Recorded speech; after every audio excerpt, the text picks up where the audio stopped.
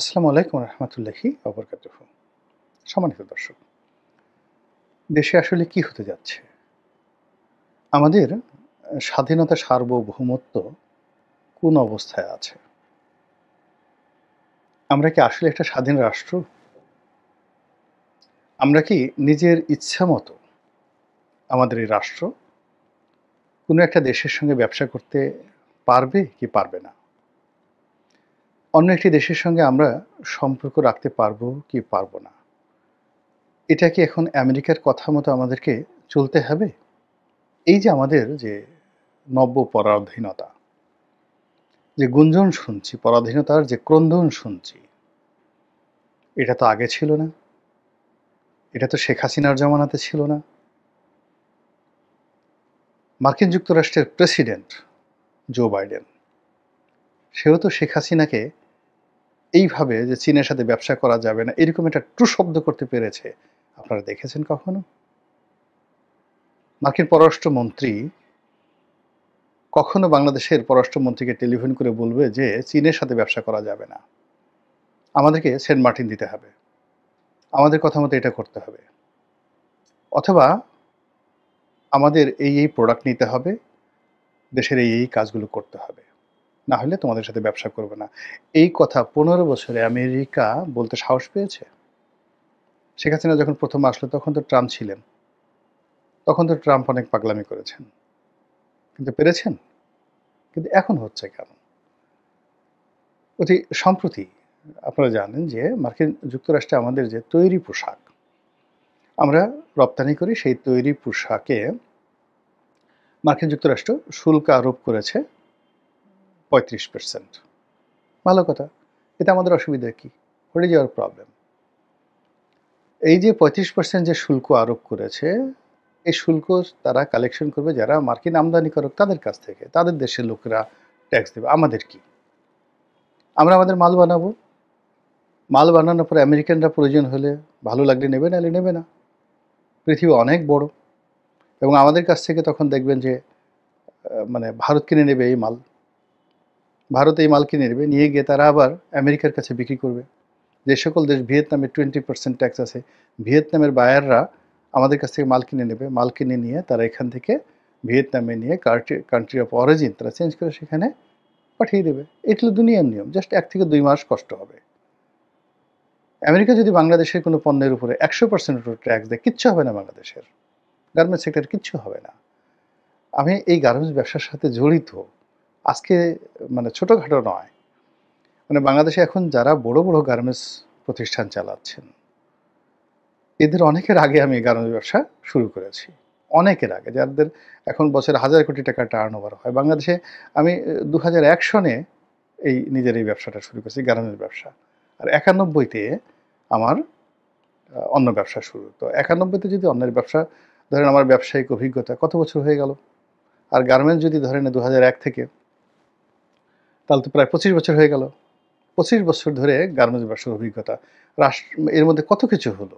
ইউরোপের সাথে কত হলো, আমেরিকার সাথে কত হলো, কত বায়ারের সাথে, আমেরিকাতে কত এক্সপোর্ট। এই আমেরিকার এক বায়ার আমার সাথে গন্ডগোল হলো। আমি বললাম যে না, 5% ডিসকাউন্ট তারা চাইলো। আমি দিলাম না। আমি বললাম যে না, ওই মাল আমি $৫০,০০০ মাল আমেরিকাতে করে দিচ্ছি। মানে জাস্ট ওই আমেরিকা পুরাই দিছে বায়ার। একটা পয়সা আমি পাইনি। কিন্তু তারপর আমি মাথা উঁচু করে দাঁড়িয়েছিলাম। কই, আমি ওই কাজ করার পরেও তো মানে আমি টিকে আছি এবং আগের চেয়ে ভালো আছি। আর যে সমস্ত লোকজন দেখা গেল যে বায়ারের কথা মতো ডিসকাউন্ট দিয়েছে, 10%, 20%, 30% লস খেতে, খেতে এখন তারা প্রায় সবাই ব্যবসা থেকে আউট হয়ে গেছেন। বেশিরভাগ লোক, টিকে নাই কেউ। ব্যবসা করার জন্য কৌশল দরকার, তাগদ দরকার, আর ভালো প্রোডাকশন দরকার, প্রোডাক্টিভিটি দরকার। সারা দুনিয়াতে আপনার প্যান্ট আমরা যা তৈরি করি, আমরা তৈরি করি কি? প্যান্ট তৈরি করি, শার্ট তৈরি করি, গেঞ্জি তৈরি করি। বলেন তো আমেরিকাতে কেন আমার এক্সপোর্ট করতে হবে? আমেরিকাতে কেন এক্সপোর্ট করতে হবে? আমেরিকাতে আমরা যে সমস্ত জিনিস এক্সপোর্ট করি, ওর চাইতে বরং আমি যদি বাংলাদেশের লোকাল খালি গুলিস্তানে মাল সেল করি, গুলিস্তানে আপনি গিয়ে দেখবেন যে কতগুলো বায়ার আছে, বড় বড় বায়ার আমেরিকাতে আছে, ইউরোপে আছে। তারা যেই রেটে আমাদের কাছ থেকে মাল নেয়, ঠিক সেম রেটে আমি যদি বাংলাদেশে এই মালগুলো বিক্রি করি, আমার লাভ আরও বেশি হবে। এবং আমি এই যখন বিনা শুল্কে কাপড় আনছি, আমি যদি বলি যে না বিনা শুল্কে কাপড় আনবো না, আমি সরকারকে ইম্পোর্টের 30% 40% ট্যাক্স দিয়ে আমি শুধুমাত্র বাংলাদেশের লোকাল মার্কেট ধরবো, এই মার্কেট ডেভেলপ করে যাবে।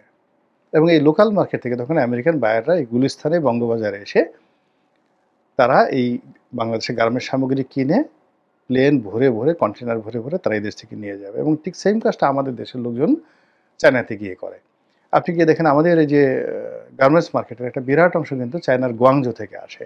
আমাদের যে বায়াররা, গুলিস্তানের যারা বায়ার আছে, তারা গুয়াংজোতে যায়, এখানে গিয়ে হোটেলে থাকে, তারপর শেষে সেখান থেকে গিয়ে তারা বিভিন্ন মার্কেটে গিয়ে মাল কিনে চাইনিজ যারা সাপ্লায়ার আছে তাদের কাছে দিয়ে আসে এবং সেখান থেকে কন্টেনার ভরে ভরে যে মালগুলো আসে এগুলো আপনি গিয়ে দেখেন, এই যে কম্বল বলেন, শার্ট দেখেন, প্যান্ট দেখেন, যে চাইনিজ প্রোডাক্টগুলো দেখেন, জ্যাকেট দেখেন, বসুন্ধরা মার্কেট গিয়ে দেখেন, পল্টন যে পুলিশ সুপার মার্কেট আছে সেখানে গিয়ে দেখেন, গুলিস্তানে বড় বড় মার্কেট দেখেন, শত শত কন্টেনার চায়না থেকে আসে, যারা ওই যে আমাদের যেমন কেরানীগঞ্জে কুটির শিল্প আছে গার্মেন্টসের, 20, 25, 30, 40টা মেশিন নিয়ে বসে আছে, 200 মেশিন নিয়ে বসে আছে, জাস্ট ওই গার্মেন্টসের যে ফ্যাব্রিকগুলো ঝুট হিসেবে বিক্রি করা হয় ওই ফ্যাব্রিকগুলো দিয়ে এরা তৈরি করে। তো এদের কাছ থেকে বিভিন্ন যারা পাইকারি কিনে গুলিস্তানে নেয়, আবার গুলিস্তান থেকে খুচরা যারা বিক্রেতা তারা সারা বাংলাদেশে ছড়িয়ে দেয়। ঠিক তদ্রূপ চায়নাতে এরকম অসংখ্য মার্কেট আছে এবং সেই অসংখ্য মার্কেটের যে প্রোডাক্টগুলো হয়তো একজনে কিনলো একটা শার্ট 300 টাকা দিয়ে, সেই মার্কেটগুলোই মেড ইন চায়না লেখা আছে, যারা বা অমুক ডানহিল, এই বাংলাদেশে ঢাকা শহরে এসে 3000-4000 টাকা করে সেই মালগুলো বিক্রি হচ্ছে। ঠিক একই ঘটনা আপনি দেখেন, আমরা এখানে আমাদের বাংলাদেশে একটা ডানহিলের একটা শার্ট তৈরি হচ্ছে। তো যে লোক ডানহিলের একটা শার্ট তৈরি করছে সে পার ডজনে 1 ডজন ডানহিলের শার্ট সেলাই করে সে বড় জোর আমার কাছে মনে হচ্ছে না যে $30 বেশি এখন ডানহিল পায়, আর অন্যান্য যারা আছে ডজনে $20 বেশি না। তো $20 মিন্স কত বর্তমান রেট অনুযায়ী? ধরেন 3000 টাকা। তো 3000 টাকা 1 ডজন শার্টের সেলাই। প্যান্টেরও একই অবস্থা, মানে জিন্স প্যান্ট 1 ডজন প্যান্ট সেলাই করবেন আপনি পাবেন সর্বোচ্চ 3000 টাকা, এর বেশি না। এখন আপনি ফেরদৌসে যান তো একটা প্যান্ট সেলাই করতে, কয় টাকা লাগে? 1 ডজন প্যান্ট সেলাই করেন 6000 টাকা দিতে হবে মিনিমাম, 500 টাকার নিচে তারা কোনো প্যান্ট সেলাই করে না। কিন্তু ফেরদৌসের যে কোয়ালিটি, মানে আমাদের গার্মেন্টসগুলোতে যে কোয়ালিটি, অত্যাধুনিক মেশিন, তার 25% কোয়ালিটিও ফেরদৌস, সানম্যান বা ওই যে ইন্ডিয়ান যে কোম্পানিগুলো আছে বাংলাদেশে, রেমন্ড, তারা কিন্তু সেই কোয়ালিটি মেনটেন করতে পারে না। আমাদের গার্মেন্টসগুলো এত অত্যাধুনিক, তা আমরা সেগুলো আমেরিকাকে দিচ্ছি, দিয়ে আমেরিকাতে এই বাংলাদেশের মালগুলো ওয়ালমার্টে গিয়ে দেখেন, অন্য জায়গাতে গেলে পানির দামে বিক্রি হচ্ছে আর ফুটপাতে বিক্রি হচ্ছে। ইটালিতে যারা থাকেন তারা দেখেন সব কিছু ফুটপাতে বিক্রি হচ্ছে বাংলাদেশের এই মালগুলো। এবং যারা বিক্রি করছে, এই যে যত বড় বড় বায়ার দেখেন, যা কিছু বলেন ভায়া মিডিয়া, এখানে অনেক কিছু আছে। তা আপনি যদি বাংলাদেশ মার্কেটটা কোয়ালিটিটা ঠিক রাখতে পারেন, পুঁজিটা ঠিক রাখতে পারেন, আমাদের ব্যাংকিংটা ঠিক থাকে এবং আমাদের প্রোডাকশন লাইনটা থাকে, এখন আমাদের যে রেট আছে তার চেয়ে দ্বিগুণ রেটে ওরা এসে হাতে পায়ে ধরে তারপর এখান থেকে নেবে। আমি আপনাকে জাস্ট যে যখন করোনা হলো, তো ওরা তো ইউরোপের এবং আমেরিকার বায়াররা এই কমপ্লায়েন্স লাগতে হবে, অ্যাকর্ড লাগতে হবে, বিভিন্ন রকম যাকে ভুং ভাং কথাবার্তা বলে। করোনার সময় যখন এরকম অর্ডারে শর্ট পড়লো, ফ্যাক্টরিগুলো বন্ধ হয়ে গেল, অনেক বড় বড় বায়ার যারা এত নাকুচু যে কমপ্লায়েন্স না হলে হবে না, ট্রেড অ্যাসোসিয়েশন থাকতে হবে, ক্যান্টিনের খাবার মান থাকতে হবে, এমনকি গার্মেন্টসে যে সমস্ত মেয়েরা কাজ করে তাদের মেডিকেল ট্রিটমেন্ট কীভাবে দেওয়া হচ্ছে, তাদের স্যানিটারি মানে সামগ্রী কীভাবে দেওয়া হচ্ছে, স্যানিটারি ন্যাপকিন দেওয়া হচ্ছে কিনা, এই জিনিসগুলো যারা এসে চেক করে তারপরে ফ্যাক্টরিতে ঢুকে, তারা ওই 2 লাইন 3 লাইনের ছোট ছোট ফ্যাক্টরিতে জাস্ট ভিক্ষুকের মতো, পাগলের মতো ঘুরছে তাদের এই মালগুলো সেলাই করার জন্য করোনার সময়টাতে। ইট ডিপেন্ডস অন আপনার কী অবস্থা হয়েছে। ভিয়েতনামে কয়জন লোক আছে, আপনারা কয়জন ভিয়েতনামে গেছেন? এই খালি আমরা ভিয়েতনামে ভয় পাচ্ছি। ভিয়েতনামের যে টোটাল শিল্প, তাদের যে স্যালারি অ্যান্ড ওয়েজেস এবং তাদের যে জনসংখ্যা, আমাদের বাংলাদেশের এই মার্কেটের 10%ও তারা ভিয়েতনামে নিতে পারবে না, তাদের সেই ক্যাপাসিটি নেই। তারা বাংলাদেশকে মানে টেক্কা দেওয়ার জন্য ইথিওপিয়াতে মার্কেট তৈরি করার চেষ্টা করেছে, 100% ফেল আমেরিকানরা, ইউরোপিয়ানরা।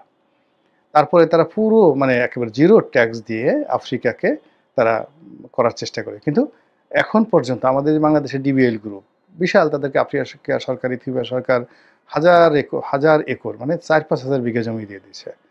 কিন্তু বাংলাদেশ থেকে তারা টাকা নিয়ে ইনভেস্ট করছে, কিন্তু কিচ্ছু করতে পারেনি। এভাবে অনেকে সবাই ধরা খেয়েছে যারা বিদেশে গেছে ইথিওপিয়াতে। তারপরে কম্বোডিয়ার কথা বলা হয়, ভিয়েতনাম বলা হয়। আমি তো এই দেশগুলো ভ্রমণ করে আসছি, সেখানে বায়ার্স মিটিং করে আসছি। চীন